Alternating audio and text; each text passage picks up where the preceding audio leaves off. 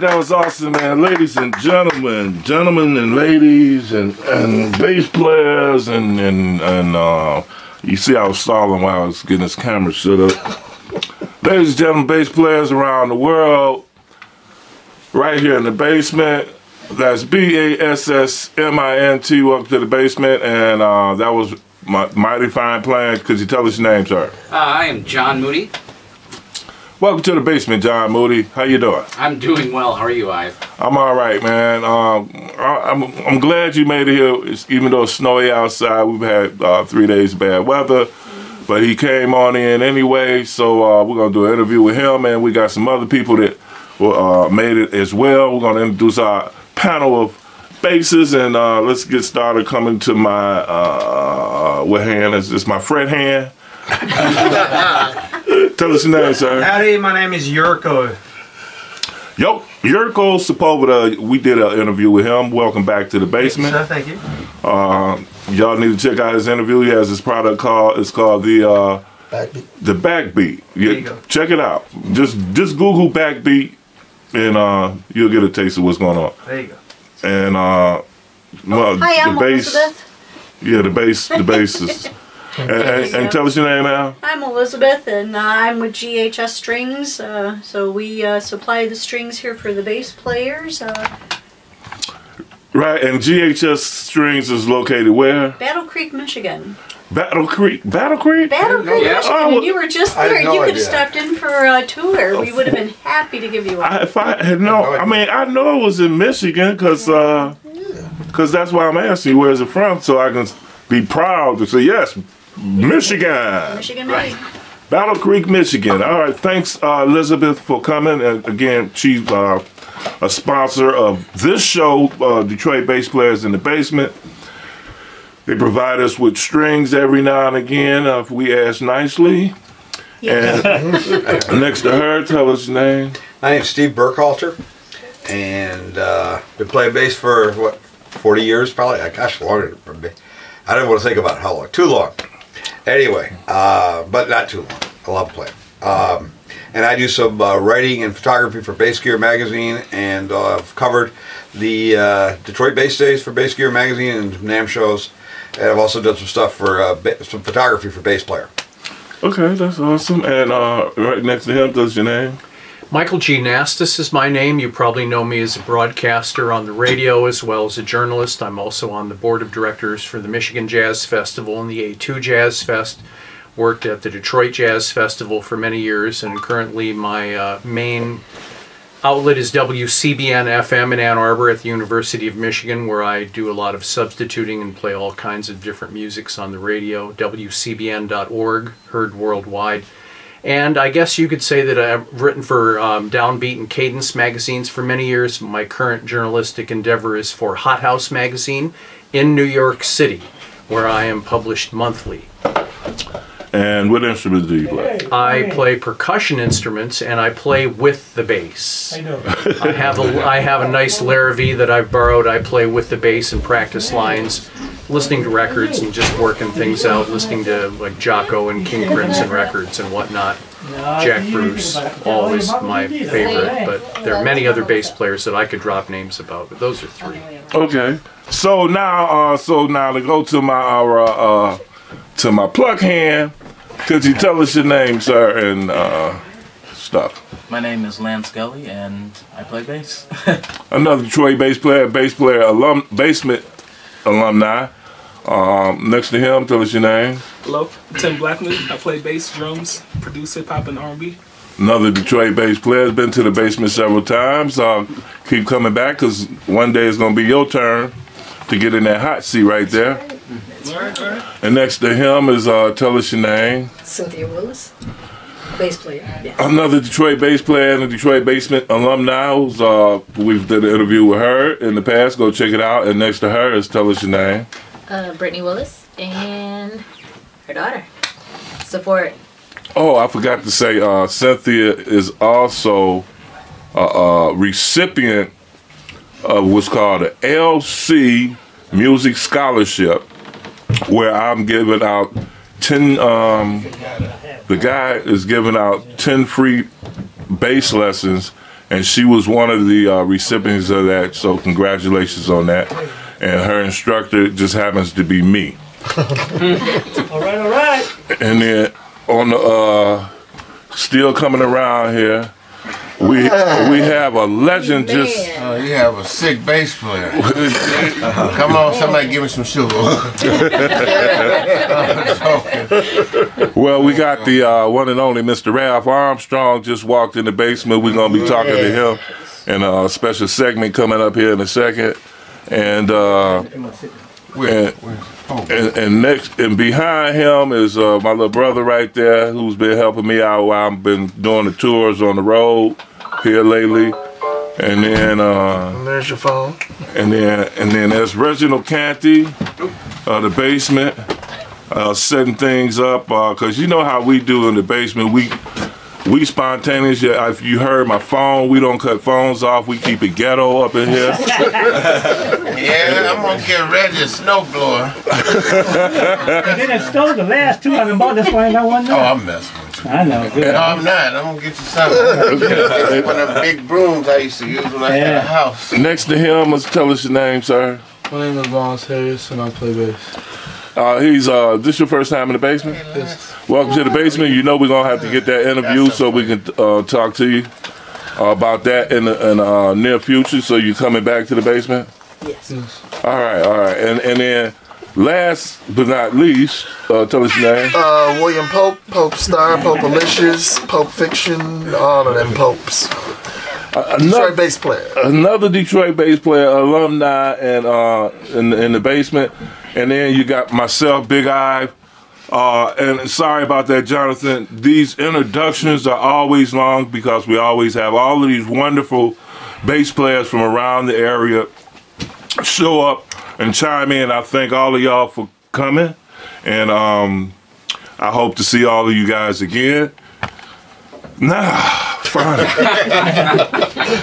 Jonathan, you know, I ain't gonna keep you long. I ain't want to keep you long, so I'm gonna ask you my most famous question, and everybody should know this by now. When did you start playing the bass, and why? Actually, it was my mom. Because as it turned out, my mom was a string bass player in college, and played in the community orchestras after she was in college, and right up to like I think a month or two before I was born. And so we always joke that, you know, resting, you know, string bass on your body, on your stomach and everything, transferred all of that right into me as, you know, as I'm, you know, cooking, so to speak. So I didn't really have a choice, I guess, part of it. But no, I actually picked up cello in 4th grade at school, and it was kind of okay. And once I got into 6th grade, though, and you go into middle school, and I got to see a string bass, it was just one of those, I'm like, I need to play that. And my mom fought the orchestra director, because at that point she didn't want to lose her star cellist to play string bass. But, you know, my mom gave me lessons and stuff for about 2 years. So she was actually my first teacher also. And then what got me into electric bass, because in high school I was really into like classical and jazz, and it was very much of the traditional jazz with like Ray Brown, Charles Mingus, and Slam Stewart. And I really didn't, at that point, really didn't look at the electric bass as something that was really, I guess, worth my time at that point. And it wasn't until like my senior year when we went down to Florida with the band, and the band director was like, look, we're taking the jazz band, but you've got to learn the electric because we're just not putting the string bass on the bus. That's just it.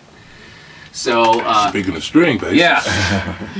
So kicking and screaming, I did that, but it wasn't until the music director, we had a grad assistant there, and he actually just handed me over Heavy Weather, and he's like, here, learn this. Can you recall which songs it was? The first, he actually said, you know, he's like, listen to Birdland, and then tell me what parts you think are the bass on there. And I came back and I was like, I have no clue. Really? Yeah, well, I mean, you know, it's one of those that, you know, you never hear somebody at the beginning going... Right, that's the first time I ever heard those. You know, and it's like, wait, what is that? What, you know, it's like, it's pretty. What is that? They're like, oh, it's an electric bass. It's a what? So from there, I just kind of dived into that, and now I think most of my stuff is really more predominantly electric. Okay, well, let me ask you this, man.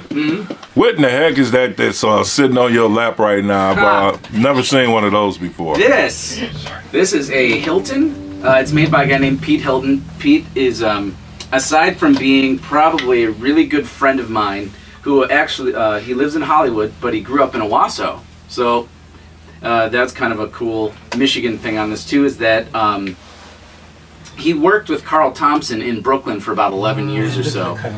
Yeah. It's definitely that. So, but yeah, he does his own thing, and he grew up as a skateboarder around Owasso too. So a lot of this stuff, it wasn't until he and I started talking and really getting to know him that you realize a lot of the shapes and things on this are actually more inspired by that. By a skateboard? Yeah. Okay, that's cool, man. Yeah, so... And then what kind is it again? It's a Hilton. Does he continue to make them? Can I get one? Oh yeah, you can totally get one. They're not... It's one of those that it's like, you probably have a little heart attack after you see the price tag for it, but it's, you know, for professional musicians, these professional tools. Oh, so... Okay, well, I met you online a few years ago. I always knew of you since Facebook and all that kind of stuff, but I kind of met you online a few years ago and started following you. And then first thing I recognized was that you like to wear bow ties. Yeah, that was a oddly enough, it was kind of an inside joke for a little bit, just between me and my then wife. And I took it one day to the NAMM show, I want to say 2015, maybe. Wore it one day there, probably on a Saturday or something, and the amount of people that would come up there like, you know how easy it is to find you here because of the bow tie, and it's just like, well... Okay, and so the rest is history. Right, and the reason that you're probably going to NAMM is to represent the company that you work for, and which company is that? Yeah, I work for GHS Strings in Battle Creek, Michigan. And you see that thing right there behind you. And we want to acknowledge and thank you for helping us, not bringing it, but allowing us to use GHS strings here in the basement. I have them on all of my guitars. All of my basses. Not they make guitar strings too, so that's okay. Oh, well, yeah, folks, GHS does make guitar strings as well, and other products. But yeah, thanks for the sign. We keeping that back there, man. Oh, absolutely. Thanks for doing what you're doing. And we try to make sure it's huge. So. And we try to make sure everybody that sits in that hot seat angle their head so we can still see that subliminal GHS right there. You know what I'm saying? And if sales just automatically go through the roof, you're welcome. Yeah. But some strings. Right. grateful for what you guys are coming here as in a sponsorship capacity for something we just doing in our basement, something we just started out just amusing ourselves with, you know. I appreciate you guys more than... Oh, absolutely. No, I was glad to do this. this. Yeah, 'cause that was the first thing I remember. I think one of my earliest things as a GHS rep, I think, was Detroit Bass Day. A couple years back. Yes, it was. And I didn't meet you that day, man. I'm sorry I didn't get to meet you that day. That's all right. And it was funny because I ended up hanging out with Matt Kiefer a little bit there. And so in the picture, you'll notice, like, Matt's sitting way at the back, then you just see like about this much of your head, of my head. Shot. Yeah, and it's like maybe I shouldn't have sat with him for the photo shoot. So. Well, that's one of the reasons that we were just honored for you to come here in the basement today, is to thank you and Elizabeth for your contribution to the basement. People, you know, we do this show, me and Reggie do this show on the basement, and the very first one we did was the second one we showed or published. It was just me and Reggie sitting here in the basement. And I was like, let me interview you, and I'm gonna explain to you why this took off. This bug to let me interview Reggie in his basement is because I went to Ralph Armstrong's show. Now Ralph Armstrong had this show on television called what was your show called? Ralph Armstrong Show. Now you want to know what my new one is called? It's the Reggie Cathy Show. No, it's not called Reggie because that would violate my contract with Comcast. Oh, it's called it'll be launched in end of January. It's called The Music of Detroit. The Music of Detroit. And it'll be on Comcast 900 at 11:30 every Saturday, and it'll be in the state of Michigan, Indiana, and Kentucky. All right. Right, so Ralph's show, the Ralph Armstrong show that was coming on television, I went to the show one day and I brought my little cell phone and I took some footage. No, I brought a camera, a regular camera, and I found out my camera actually filmed as well, so I took some footage of it. And then it was the day we said, let's Detroit bass players, let's go flood. I remember that. I remember that. It turned out nice too. So all those bass players came and I started my camera, and when I started my camera and was filming, this flash came over me. I know what I can do to now that I'm new back home to Detroit, and I did an interview with Reggie.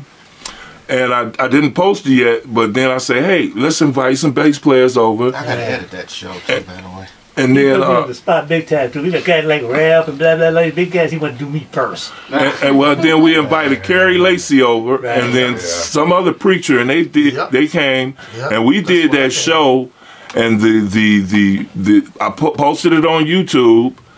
And they just start, and I was like, hey, we got something here, you know. Kind of stole the name Detroit Bass Players because everybody's a Detroit bass player, and there was a Facebook page called Detroit Bass Players, but we said in the basement, and since then we've had like 200 bass players in this basement that have been interviewed, from the best to the starters, you know what I'm saying? Right. I'm not going to say the worst because I don't think it's such thing all as levels. You just say all levels. Yeah, I mean the top of the line bass players to the sick one, like me, to the one that's upstairs scared to come downstairs. We got one upstairs scared to come down. My grandson. Oh, okay, little Emery. So with all that said, we thank you for acknowledging us and providing us with your products. So thank you, GHS Strings. I mean, honestly, it's really our pleasure to support everybody else. I mean, music's one of those things, and I think Alvin Youngblood Hart said, you know, rock and roll's in a critical condition. You know, and so many other things are vying for people's time, and it's nice to have people still, you know, doing art things via music. In any way that, you know, personally, any way I can help people keep making it, I'm going to. So. Okay. So, like I said, I didn't want to keep you. So, before I let these panels ask you some questions, my last question No, it ain't my last question. But my last question is, who are some of your favorite bass players? I kind of hit some a little bit. One of my big ones is still Slam Stewart. Yeah. Old jazz guy that would sing as he was blowing his solos, and I just thought that was the coolest thing in the world. Slim and Slam. Yeah. Mule was from Detroit, Major Holly. Oh yeah. Cash Tech. Yeah. Have you heard that the Mule and Slam Stewart album, Yeah. Shut Your Mouth? Yes, I have. That cracks me up. Just because that's one of those things too, and I think that's one of those albums even that solidified my love for the music, is because you got two guys there, musicians that are just, it's not even so much two bass players playing off each other. It's like two guys just having a conversation, and it's just, but it's just with the bass. Yeah, That's what it is. It's a language. Anybody else? Except right. On electric, I mean Jocko obviously, but I really appreciated Michael Manring. Oh yeah. Really so much, like his fretless playing and stuff is just fantastic, but I was really impressed with very much how he just slides into, like, when he's a sideman, the stuff he plays, it's so, like, just perfect for what it is. Even if he's just playing very simple things, or he's playing some running stuff that goes back and forth a little bit more, he's just playing exactly what needs to be done. Awesome. Yeah. Anybody else? Let's see, we got Oteil Burbridge from, Allman Brothers and Aquarium Rescue Unit was one of my big ones. Johnny B. Gaden was a big one. He was one of the first guys that really broke apart that thing of, you can't play slap bass in the blues. And it's like, wait, he's doing just fine. I mean, there's a lot, but those would be the big ones. And, the nice thing, if I could brag, is some of the, one of my things of being at GHS is some of these guys I actually get to talk to on a regular basis. Yeah. And that I hope that never gets old, because I remember the first time when I talked with Dave Cowles, who's one of our other coworkers in the office. We talked with a bunch of our more established artists who've been there for a long time, so they already know him. And he talked to me. He's like, "Hey, you want to talk to Johnny B on the phone?" I'm like, "Who?" "Johnny B. Gaden. He's on the phone. He wants to talk to you." I'm like, and I just sat there for a second to be like, yes. That's awesome, man. I just wanted to ask, did anybody else have any questions for this fine bass player? Anybody? How long have you been playing? How long have I been playing? I think honestly it's been, upright's been, just about 30 years or so. Electric is probably closer to 20. I have a question. Do you manufacture any bass violin strings? Not anymore. We had a little bit. The problem is we don't have the machines that are big enough to do it. So then we tried to get with a couple other people who do what's called like a private label, like they make to our specs or something like that. And that was catered more towards the bluegrass upright player.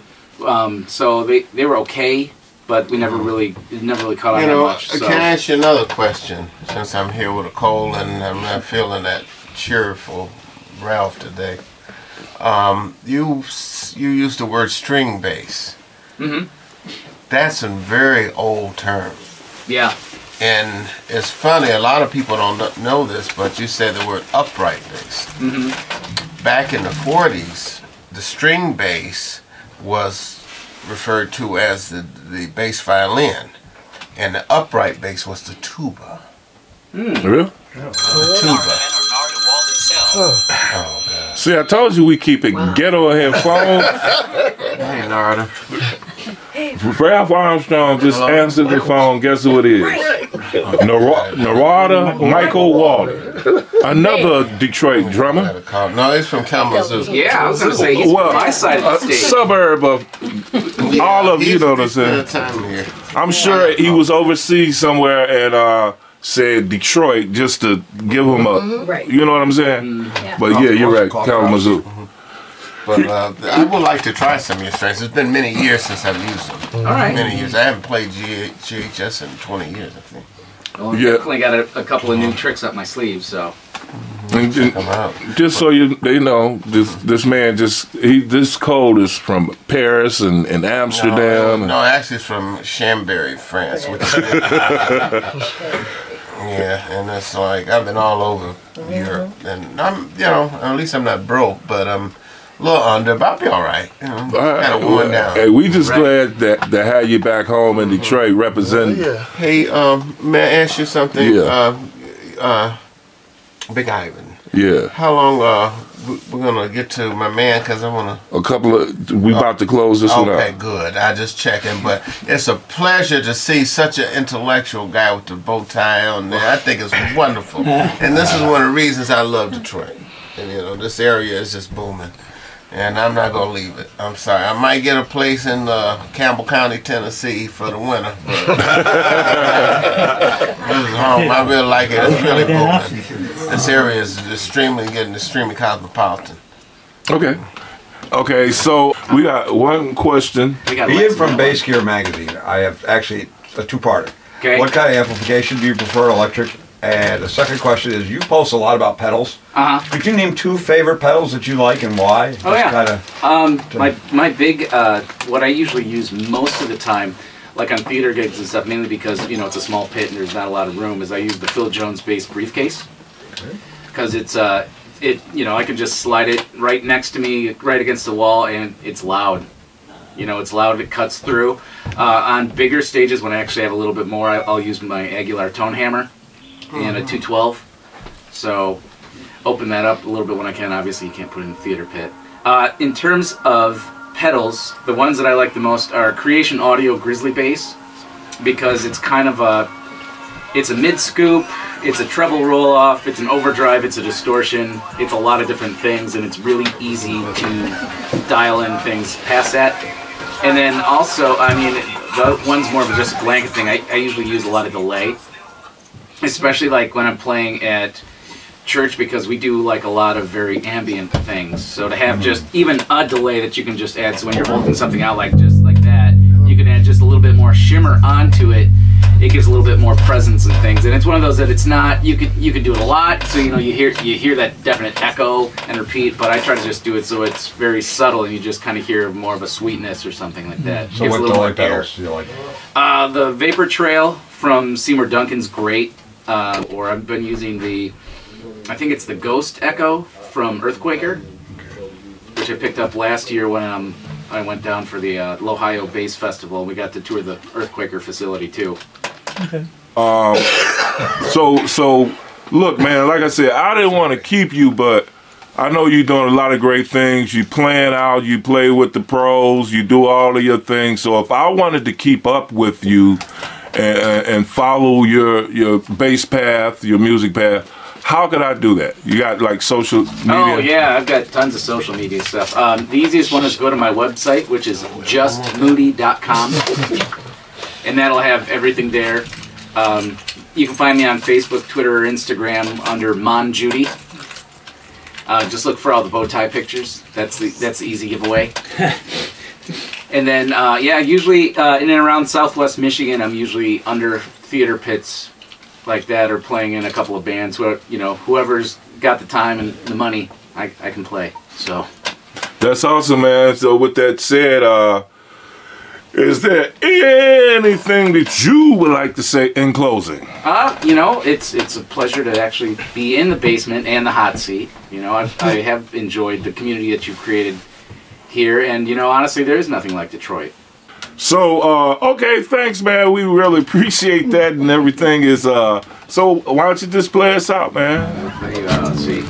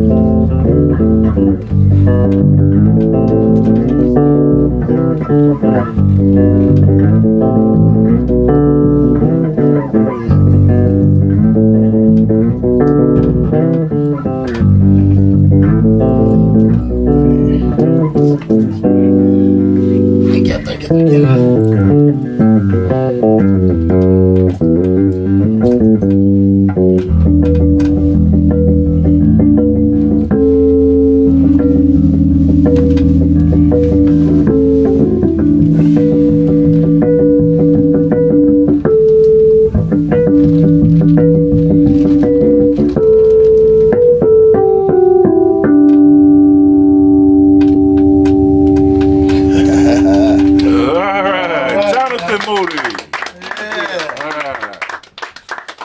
Yes, sir.